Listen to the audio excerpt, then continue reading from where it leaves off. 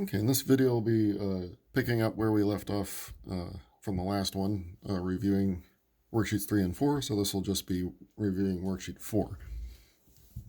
So worksheet 4 covered two chapters, chapters 4 and 5, because chapter 4 was so short, I didn't want to do just one worksheet, just two sections like that.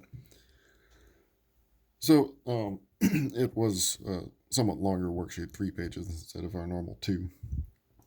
So in chapter 4, we're looking at constructing probability distributions and then calculating things like the mean and standard deviation from them and finding expected value.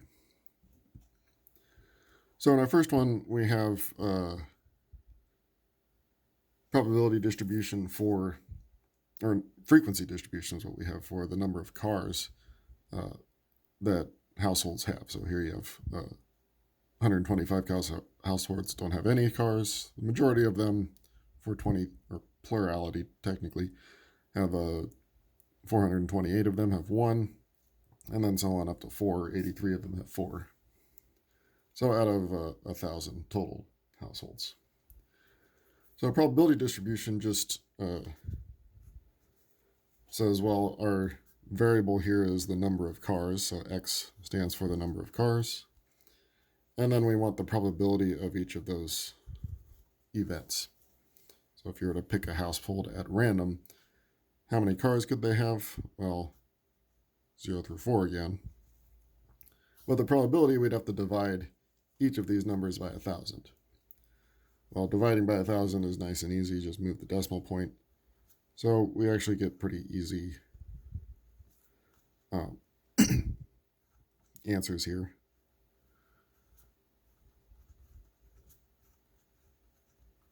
So this would be the probability distribution. Then you could check that all these add up to 1, so that it is a proper probability distribution. Part B was to graph it. I didn't really care about graphing it. You could graph this, of course, however you wanted to. Normally you do it similar to like a histogram or a relative frequency distribution, but I'm going to skip that for now. The next one, we want to find the mean and standard deviation from a probability distribution. So let's review quickly the formulas for them. So for the mean, this was the sum of each value multiplied by the probability of it occurring.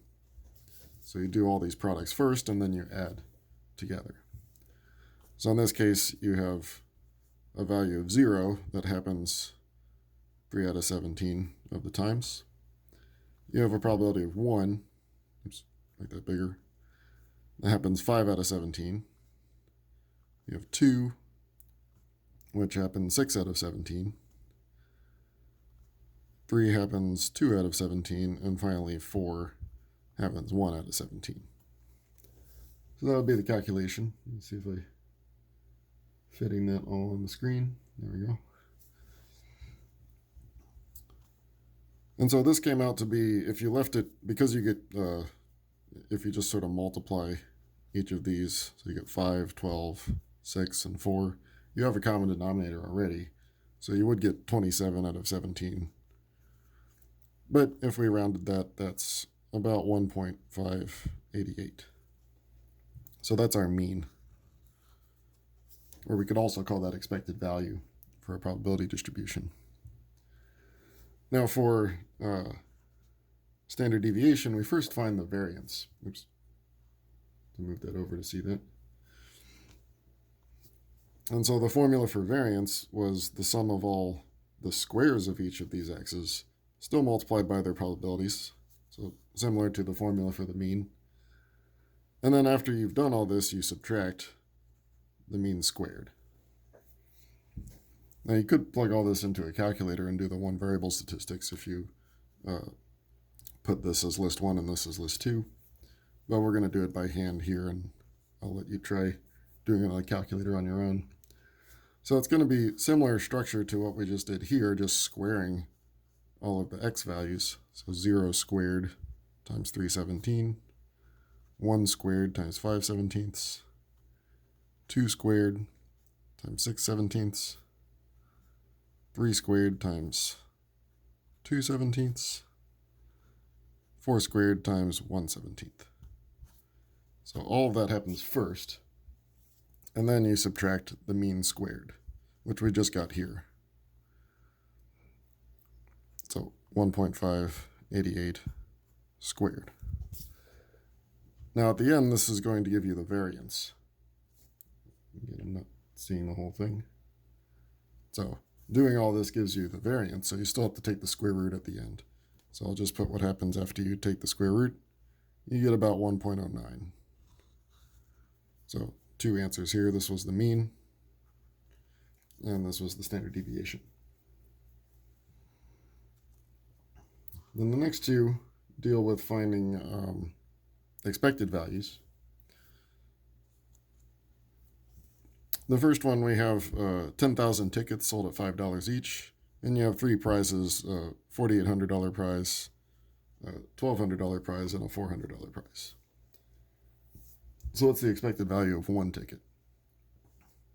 So we first make a probability distribution. So you have x and p of x, and we want to see all the different values that are possible here.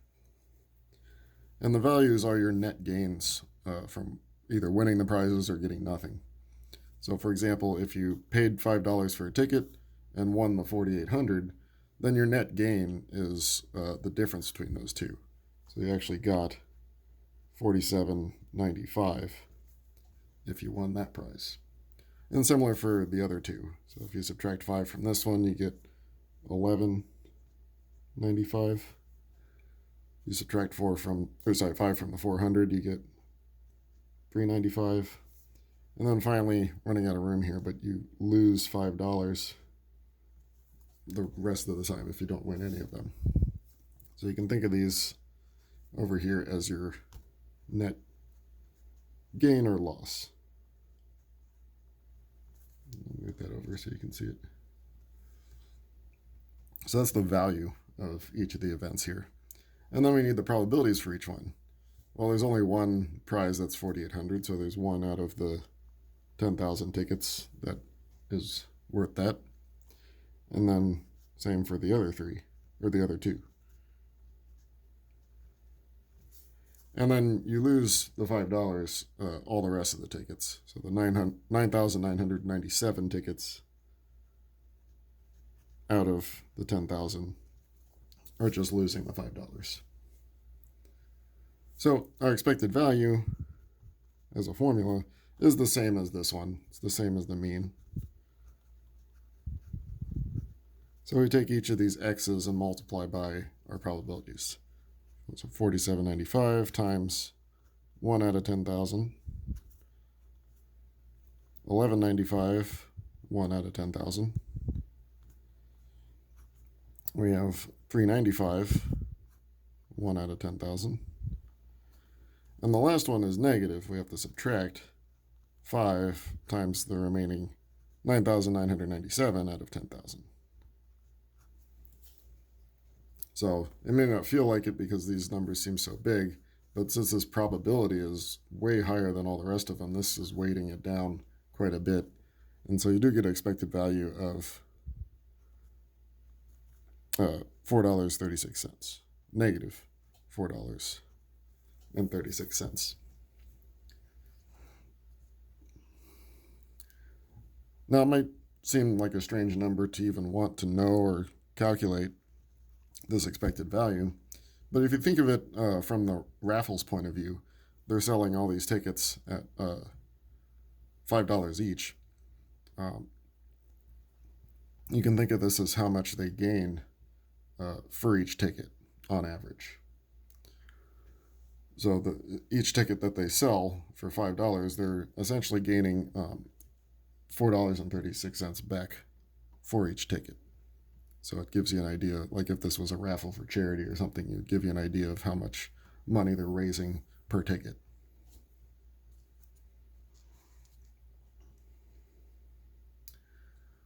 Okay, I guess you didn't quite see all of that, but it's the same 1 out of 10,000 for each of these. Okay, this next one I put in kind of as an extra credit, so I think I'm recording this beforehand, but I believe I'm giving extra credit for this problem because it is similar to number 3, but it requires a little bit more than what we were doing in class. Well, let's see if we can figure it out. So a person rolls doubles when tossing 2 dice, or if a person rolls doubles when tossing 2 dice, that roller profits $50, which means they actually receive $50 more than the cost of the game. So that would actually be the net that we had like in this problem. If the game is fair, so we didn't really discuss what that means, but maybe you could figure it out. How much should the person pay to play the game? So what does it mean to be fair? Or what could you imagine that to mean? Like here, our raffle isn't exactly fair because we have a negative expected value. Of course, if we think of the raffle like a charity, it's not meant to be fair. You're basically donating money and maybe you win a prize. But also, if you have a positive expected value, that means you should always play that game because over time you would just win money, but then the other side loses. So fair seems to mean that the expected value is 0. So we're going to need that in a second to figure out how much this game should cost. So what are the events here? So we have really 2 events, because if you roll doubles, you win $50. So I'm going to put next to that this is if you roll doubles. And then, of course, you lose if you don't roll doubles. And so what do you lose? You lose whatever the cost of the game is. So we need something to represent that. So let X be the cost of the game.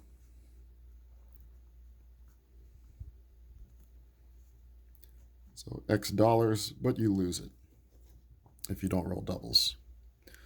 Now we need the probabilities of winning the game and losing the game. Well, doubles on 2 dice, there's a total of 6 doubles that you could get. 1, 1, 2, 2, 3, 3, 4, 4, and 5, 5, and 6, 6. So there's 6 doubles that could happen. And if you roll 2 dice, there's 6 possibilities for each. So you have 36 possible rolls. If I reduce that, that's 1 out of 6. So there's a 1 out of 6 chance of rolling doubles. And so that means the remaining 5 out of 6 would be losing. Now we're ready to set up the equation that we need. Because remember, our expected value is the sum of x, p of x. And so it would be 50 times 1/6 minus x times 5/6. So because of the x, it doesn't look like we can calculate the expected value. But what we want is the expected value to be 0. Move that over again. So we want this to be 0. So this right here gives us an equation that we could solve for x. Let's simplify a little bit. Here we have 50 over 6 and 5x over 6. We can multiply both sides by 6 to get rid of the fractions. So we have 50 minus 5x is 0.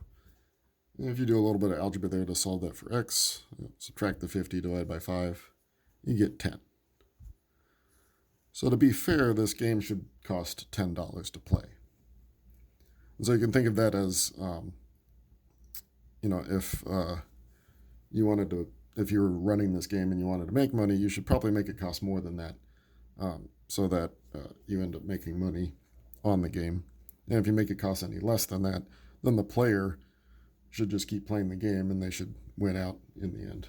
So, but $10 making it cost that, no one really wins in the end. It's just luck. Okay. Continuing on.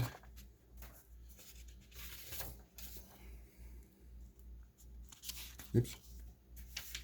Forgot. There we go. I have to flip this one over.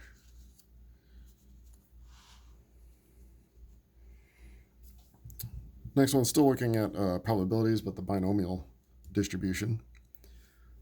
So assume that male and female births are equally likely, and that the birth of a child does not affect the probability of the gender of any other children. So find the probability of exactly 8 boys out of 10 births. So it doesn't seem likely if everything's equally likely, you'd expect 5 and 5 out of 10 births. But it's still, of course, possible. So what is the probability? So let's identify some things for a binomial distribution. The number of trials is 10, the 10 births. So we call that n equals 10. The probability of success, in this case, we're looking for 8 boys, so 1/2. But it would be the same, of course, if we're looking for 8 girls. And our x, the probability that we're looking for is 8. We want 8 out of the 10.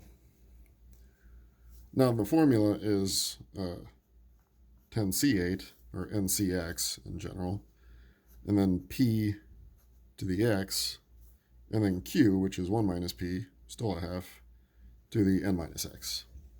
So that's how you do it by hand. And this comes out to be 0.044.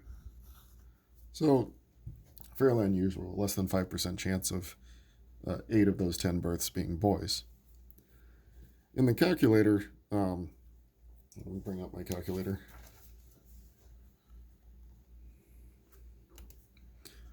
You would go to the distribution menu, which is the second on VARS. And we'll see these later on, the normal and CDF. But if we go down to the binomial ones, you see binomial PDF, binomial CDF. Let me go a little bit. PDF is when you want an exact number, and then CDF we'll see is a cumulative.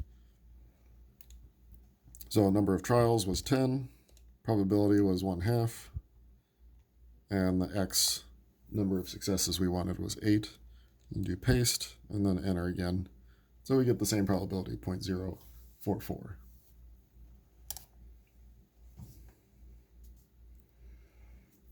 Okay, let's look at the next one, a test with 10 multiple choice questions, each having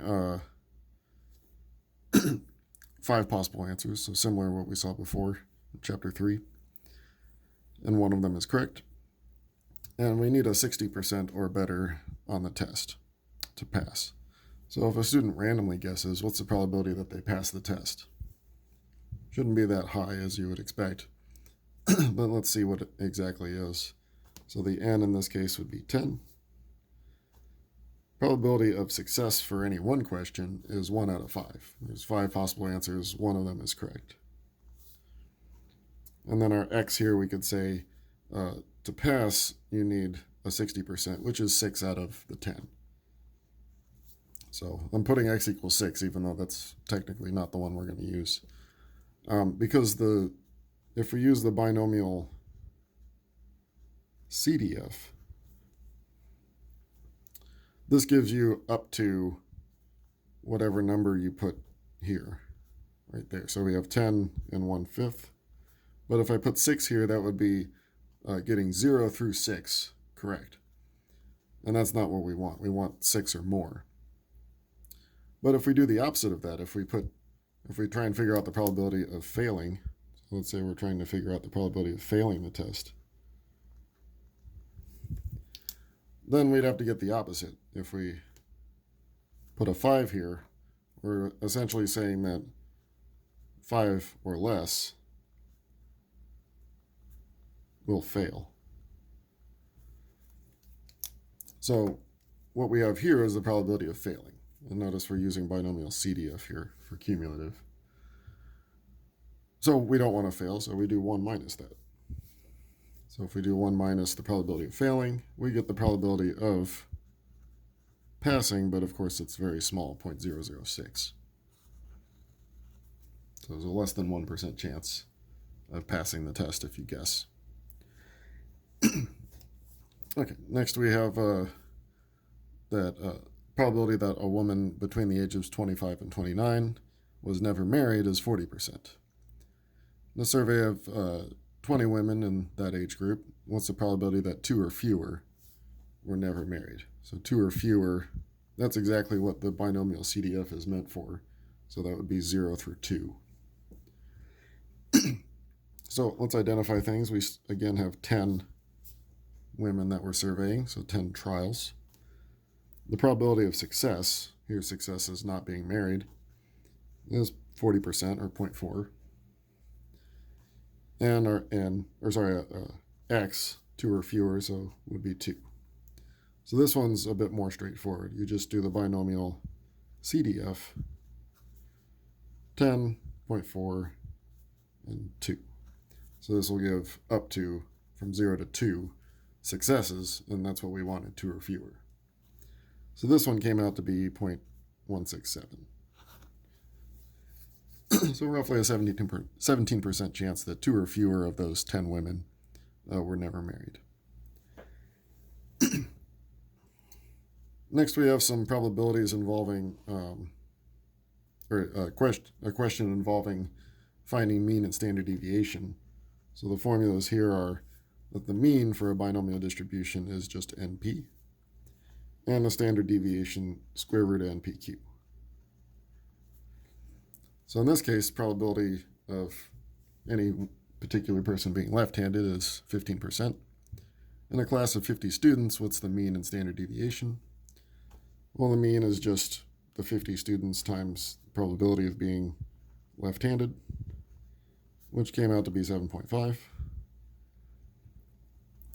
And standard deviation would be square root of NPQ, so 50 times 0.15. And Q is just 1 minus P, so that would be 85% chance of not being left-handed. And that one came out to be 0.252. So that was A. I didn't circle the multiple choices here, but you can figure them out.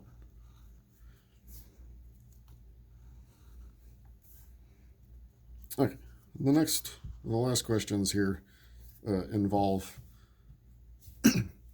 chapter 5.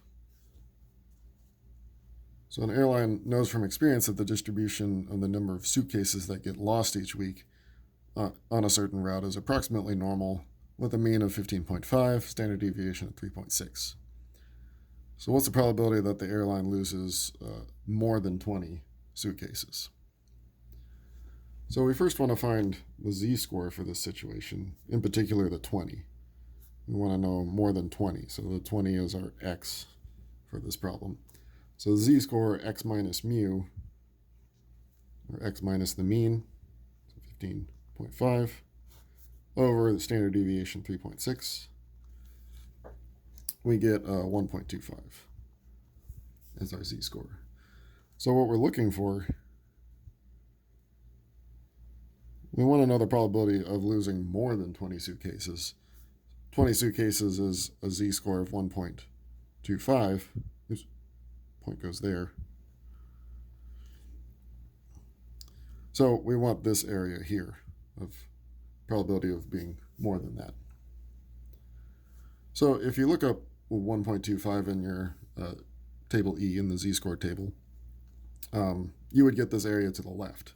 So if you do 1 minus that, you would get the area to the right, which is 0.1056. So just remember, when you use table E, or when you use any z-score table, it's always giving you the area to the left of that z-score. So if you're looking for the area to the right, you just subtract from 1.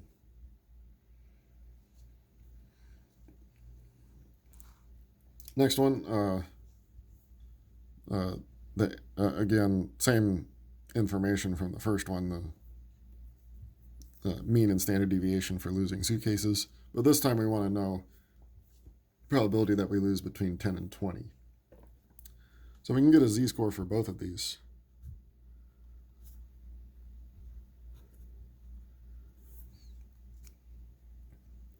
So z1, z-score for x1, 10 minus 15.5 over 3.6.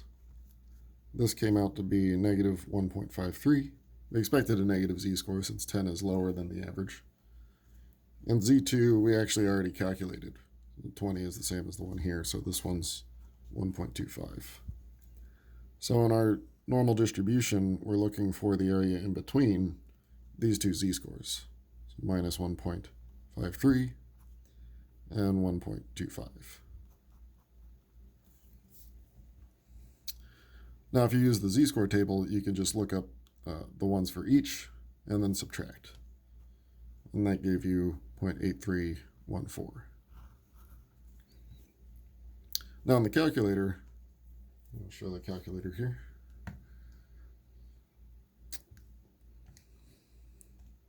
You can again go to the distribution menu, so second bars.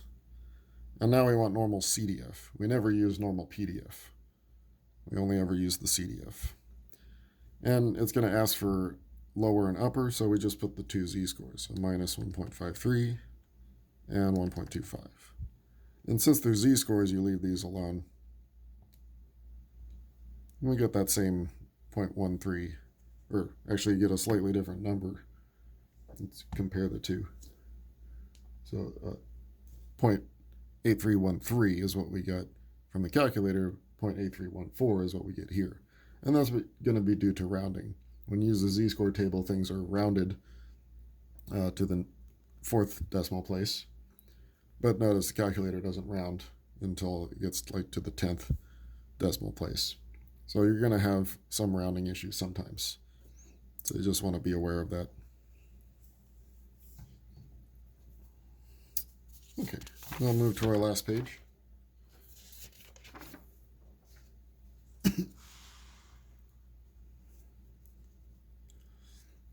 So in this question, we kind of want to go backwards. We want to say, well, if this is the area, what is the corresponding z-score?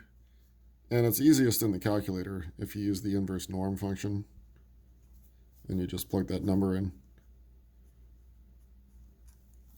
And that's only because it's to the left. If it was looking at area to the right, you'd want to put 1 minus that in there. And this gives you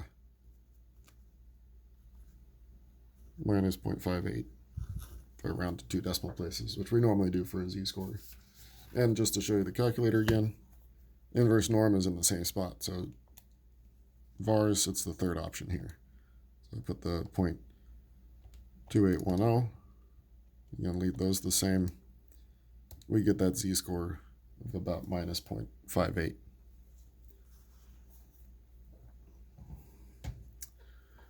Now on this one, a little bit trickier. We want to find the z-score where 99% of the area is between minus z and z. So if we draw a picture of what that's asking for, that wasn't a very good picture, but oh well. We're looking for is z-scores here where the middle area is 99% or 0.99. Well, that would mean that the other 1% is split into these two tails, or in particular this left tail would be half of that 1%, so 0.005. So that's what we want to do in the inverse norm. And you can try and use table E and look up that number in the body of the table and trace back to a z-score, but I would recommend the calculator here. So that gives you minus 2.58, and so the other one is positive 2.58.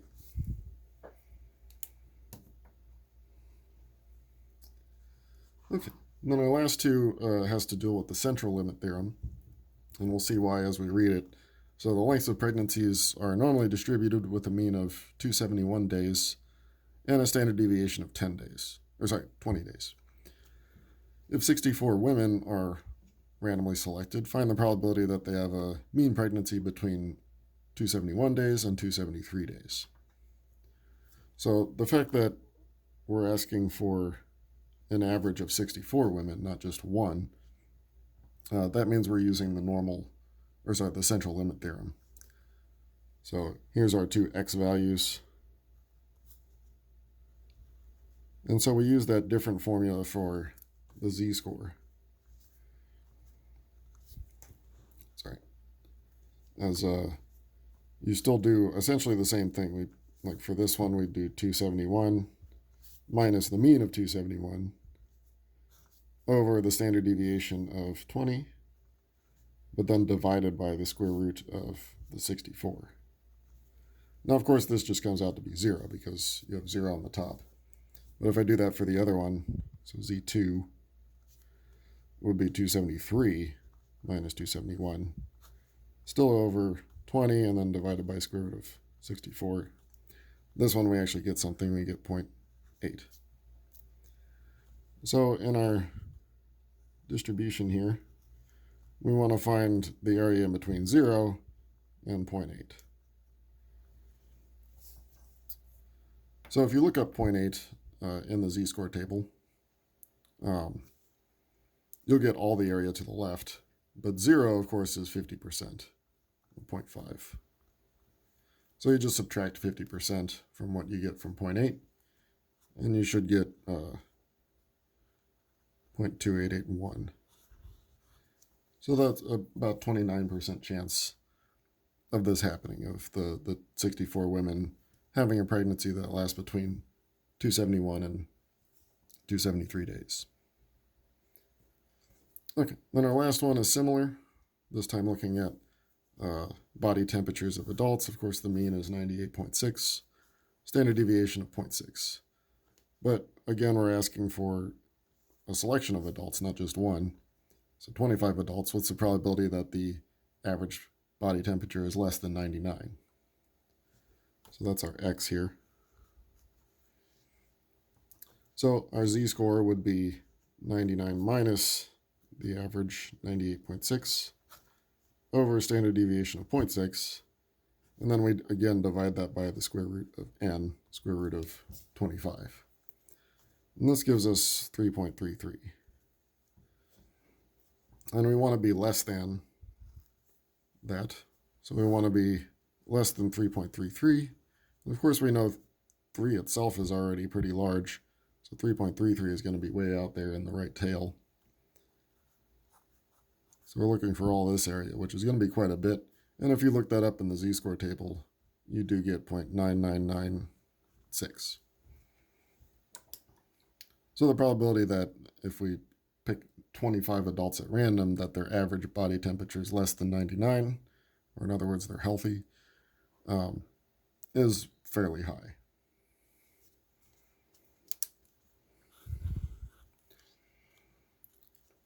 Okay, so again, these videos that I've posted, the ones for worksheets 1, 2, and 3, and now this one 4, will be your best review for our midterm exam coming up.